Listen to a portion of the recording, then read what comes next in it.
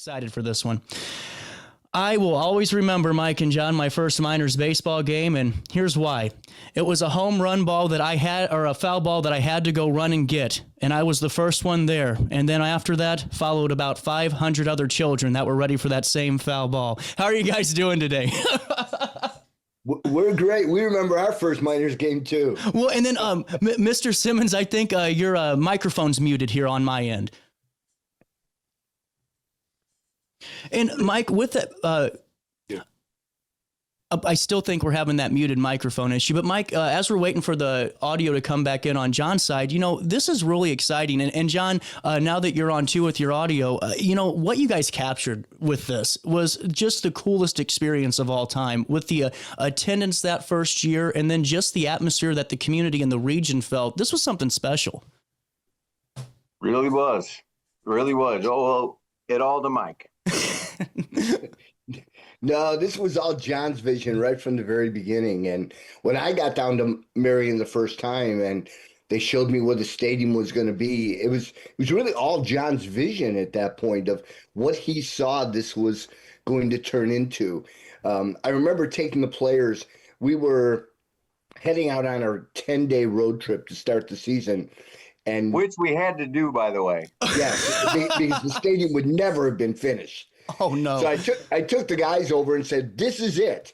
And it was piles of rocks. The seats weren't in. The structure was there. But piles of rocks. Turf was not down. And Ralph Santana, one of our guys, said, so I guess we're starting our season over at John A. Logan, huh? And I said, it's going to be done. It's going to be done. And we head out on the road, and in the next 10 days, the people in the community and Holland Construction and Eric Haig, who was running everything, made sure it was perfect. It was incredible. This is just, honestly, just the turnaround on this is fantastic. And I want to start, I guess, first off with this. John, what led to the opportunity with the Miners? What did you see there? Because, you just hearing Mike a little bit talking about your vision for it and then hearing that back and forth. What was that light bulb moment? What did you envision just, before this all started?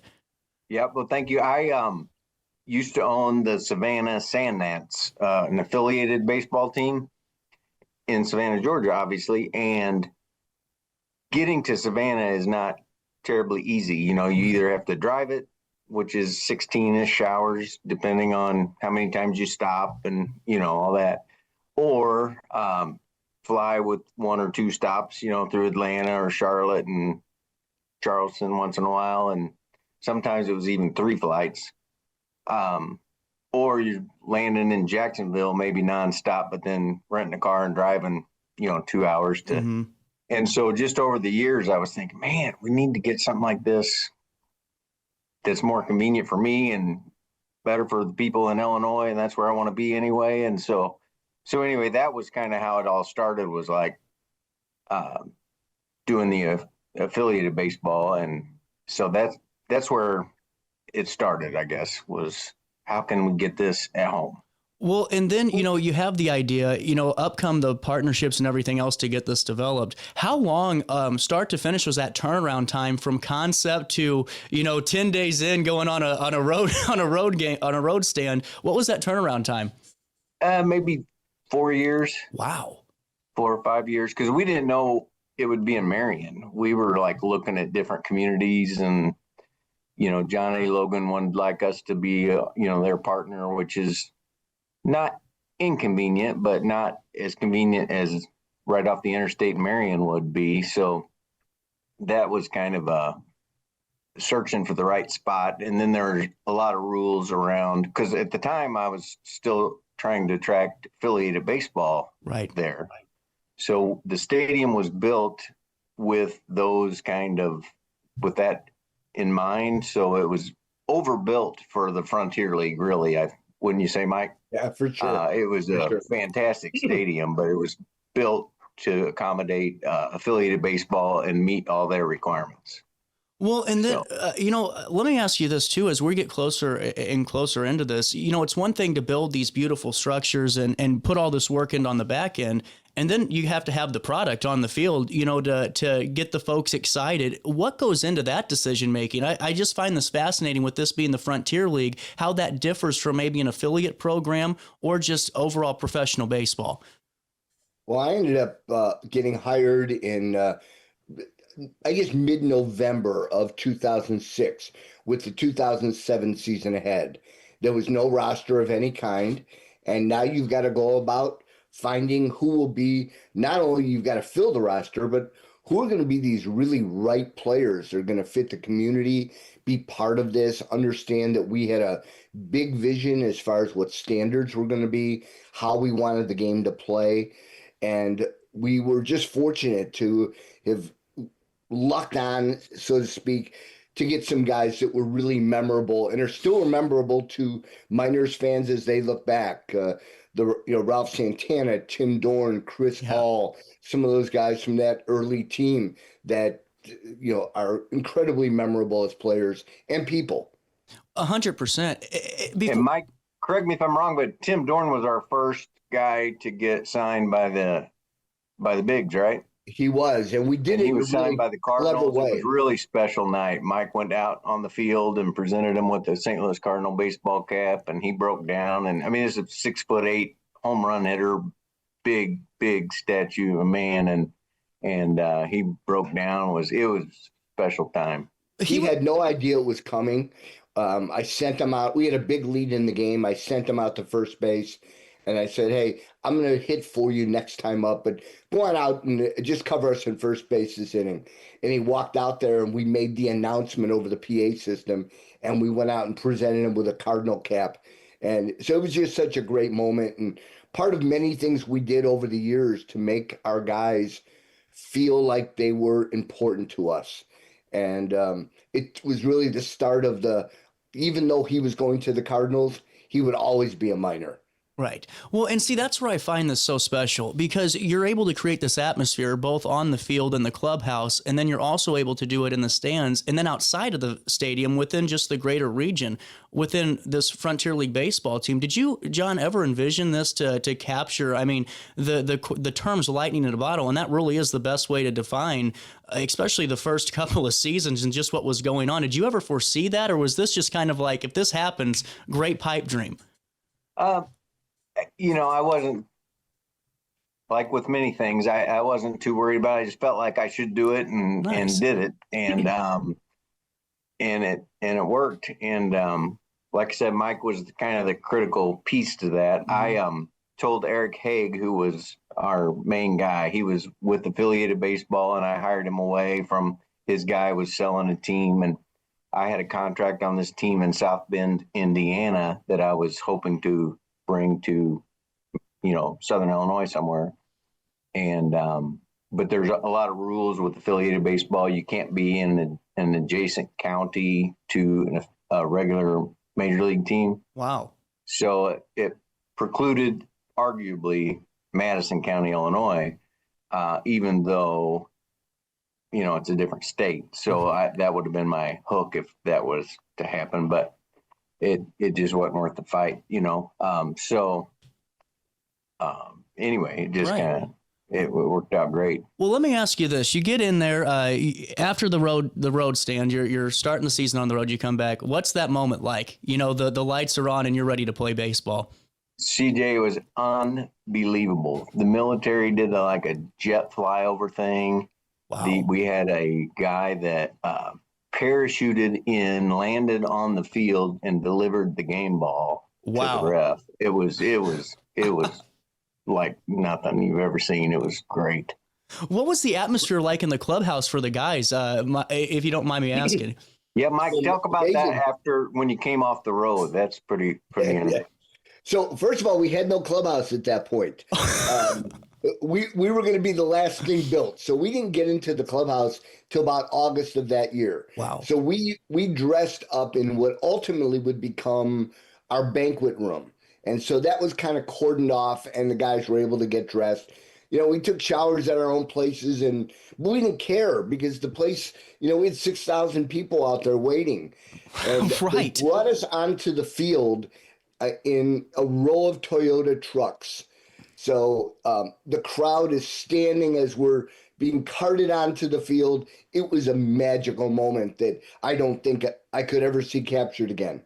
Well, and see, this is where I just find it so special because the moment from the first pitch of everything that's going on this season, it just seems like everything clicks. The team's special. There's a buzz in the air. The fans are loving it, and they're bringing 2 and 3 and 4 friends, and they're coming back to the next game.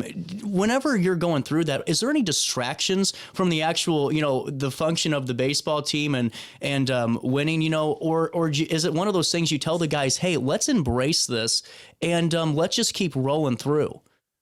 Yeah, it was really just that moment of enjoying this moment, because for some guys, this was going to be as close to the big leagues as they would ever experience. Mm-hmm. And most guys were able to do a pretty good job of just shutting down and saying, hey, this is the same size as my high school field. There's just a lot more people here. Right. But the challenge came sometimes when you had somebody that came from, let's say, some small Division II school and still a really good player. And he'd throw in the bullpen for us on Tuesday. And, hey, this is a guy we're gonna give him the ball. And he'd get to Saturday night and we'd have 6,000 people in there and his heart is just pounding. So that was an adjustment. I bet. And, I also want to ask you, Mike, and I'm sure we'll get John back on here in a second, is the fact that, I'm sure you had some veterans on those teams. What is their thought? Because I'm sure they played for other Frontier teams and other teams, and they've never had this experience either. In all honesty, CJ, they referred to us as the Yankees of independent ball. Wow. I mean, that's how big it was. That's how the players were treated. They were provided with the best of everything. Food spreads before games, after games. When we got into our clubhouse, there were big, giant wooden lockers, their names up on the lockers. I mean, it was just so well done. And part of that was, we had a way that we wanted to do things. We called it the Miners Way. It was everywhere. From when you walked into the buildings, it was on the floor, the Miners Way. And so it said that we had some standards that we expected our players to uphold, how we would play the game, how we would be in the field. And I got a note from one of our guys the other day. He had just finished the book, and he said, I'm so glad you've kept the Miners' legacy going. 100%. And it's one of those stories that truly has to be told because it was something that was so special. Like I told you, Mike, we were starting the conversation off.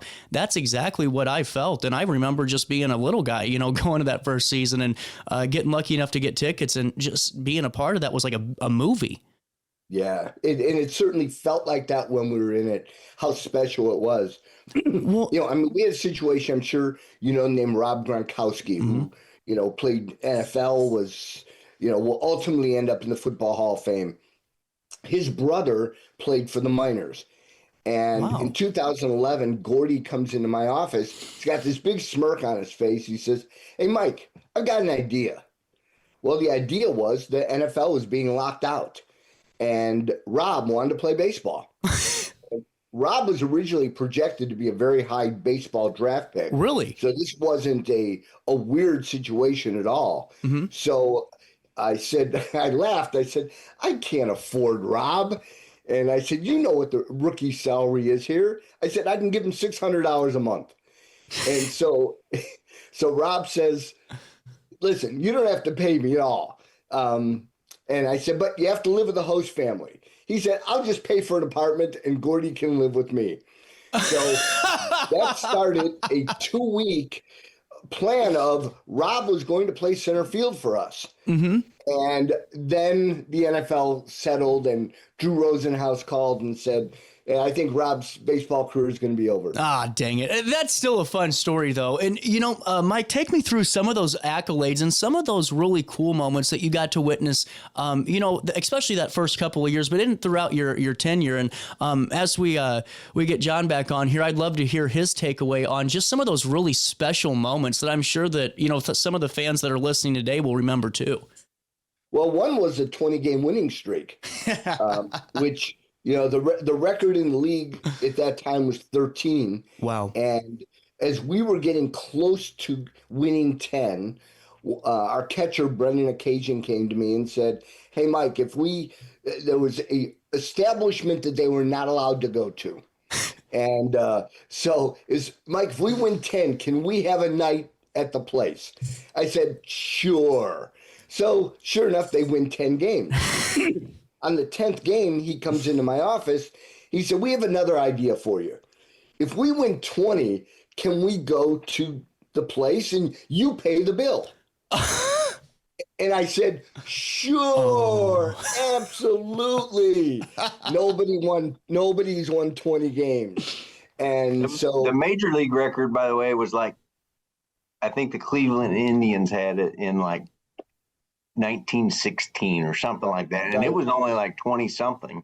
Right. And CJ, and I don't know if you even know this, Mike, but ESPN on one of the shows just concluded with like a 4-second little spot that said something like, "And the Southern Illinois Miners won 20 and blah, blah, blah. We'll keep an eye on that." And then went to the commercial or the next show or next whatever.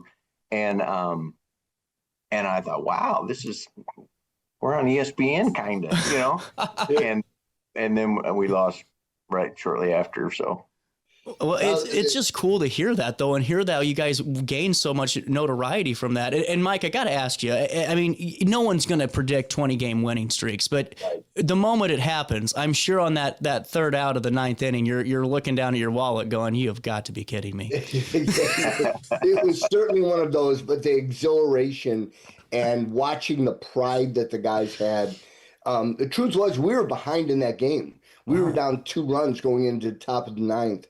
We were on the road, and guy got a base hit. A guy walked, and Stephen Head, who was our first baseman at the time, hit a 3-run home run. And Jake McMurrin came in and closed it out, and it was just this tremendous celebration. Just incredible. Well, now, here's the other part of the story.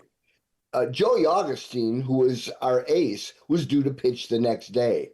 He had gotten hurt, so we had to sign a guy, in essence, off the street to pitch game 21. And he did a good job, but we lost. And then we won the next 6 after that. Oh, wow. So what would have happened if Joey had been okay? There'd have been a lot more notoriety on ESPN, John, I think. What leads to the moment you guys decide we have to tell this story? Well, we had a party after it was all said and done and we closed down. We were debating whether to do it in Marion, and we had done a party at Busch Stadium after the season was over for my law firm, and it was wonderful. And so I thought, well, maybe we could do it at Busch, and we'll get that going again. And of course, they were available and willing to host us, but with everyone that wanted to participate and that we wanted to participate and invite, they were flying in from, I guess, all over the world, Mike. All over the world. Yeah. Wow. So getting into Chicago was a lot easier than, for them to transfer planes and trains and whatever they would have to do to get to Marion. So we just called the Cubs, and just so happened they had won the World Series the year before or so. And they had the World Series trophy in the room we had the thing, and nice. It was really a special night. And it was that night that Mike and I talked about it for the first time, about memorializing this story in writing. So basically I told Mike, I'd like something that my grandkids could know what I did for 20 years in my spare time, so to speak. Right. And so, and when Mike and I started this, we had 0 grandkids between us. I think Mike had 1 child that was married. I had none that were married. And I think January together we'll have 14 total. He has a couple. I'm going to have 12 in January, and the oldest being 6. But wow. So my life totally changed, and therefore I think the first 3 seasons I missed maybe 3 home games. So I was burning up the roads between Alton and Marion. Nice. So. Well, But it was such a great way for John's kids to grow up as well. So they would come to the games, and John's son Luke was, I think, 7 at the time, and Luke would come down by the dugout and say, "Mike, can I come down to the dugout?" So I had to keep him down low to make sure I kept him safe. But he had a blast hanging out with us down there, and then they would all play back. I remember vividly. John said, "Mike, can I borrow a bat so we can take batting practice out here?" And I laughed because, John, they're all yours. How many of them do you want? Well, and see, this is why I just think we were talking a little bit before we scheduled the interview, and I just read this and I thought I loved it because it tackles so many things when it comes to baseball. The family side of it, the way you can rally a region and get a community supported and really just elevate a community at the same time with the economic impact and all those important features. And then, of course, just the momentum that this team had was just out of this world, and it just really created that perfect picture setting. Before I let you guys go, because I know that we're running short on our broadcast day, this has been great. I got to have one story from both of you that it can be in the book. It doesn't have to be in the book that you'd like to share with the audience that kind of defines the minor generation. Mike, you want to go? You want me to? Sure. I'll go ahead and start. I think probably the biggest thing, and the term always a minor, was most players or most teams, when they sign independent players, it's treated like a one-off. Like, they're there for a couple months and off they go, and that's how the players feel about it as well. We wanted this to be special. We wanted them to be connected to something that when they look back years later, that they say, I didn't just play professional baseball, I played in Southern Illinois. And to this day, if I have former minors that will get together for something, my phone buzzes and I'm getting pictures. Even from guys that knew other guys were minors, didn't play with each other, they still took the time to take pictures to know that they were still connected to us. That's the biggest thing for me. That's incredible. Yeah, just to piggyback on that a little bit, we had a picture come in that was 2 former minors. I guess they're always a minor, kind of like Marine Corps. 2 minors that were in the World Series on opposite teams, and they got together before the game. I think it was before the game, and took a picture and sent it to us. That was pretty cool. It's incredible. Yeah, it was a great picture. I saw that they were going to end up against each other. I sent a note to the media guy from the Washington Nationals and said, is there any chance these 2 guys don't know each other, but they both played for us? Is there any chance you can get a picture? And sure enough, he got them together. He went to Tanner Rourke, who was one of the pitchers, and Tanner said, "Hey, I'll do anything for them. I wouldn't be here without him." That's incredible. That meant the most. That's incredible.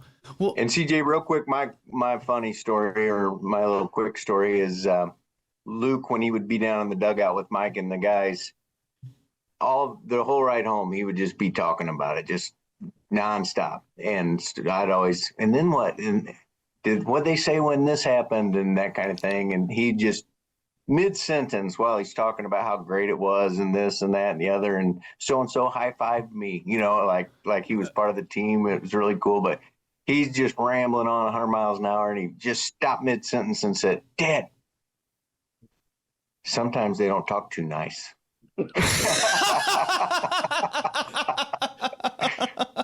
That's fair. That's fair. Well, how can we get our hands on the book? That's incredible. Yeah, it's on Amazon. Here's I don't know if you can see it. Yeah, we can see that.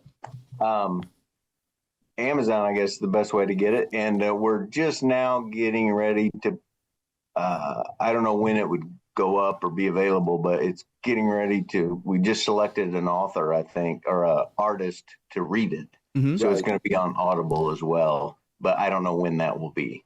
So on Amazon, it's available. It's also available in Kindle if somebody wants to read it on their tablet. Amazon has it available that way. And then, like John said, we just chose a voiceover to read the book, and it will be on Audible before too long. Yeah, it came out August 22nd, I think. And at the end of September, it was the #1 book on Amazon for baseball and number 1 for baseball coaching, I think. Is that right, Mike? Yep, correct. And so I don't know where it's going or not, but it's just a good story about baseball and Southern Illinois and the miners.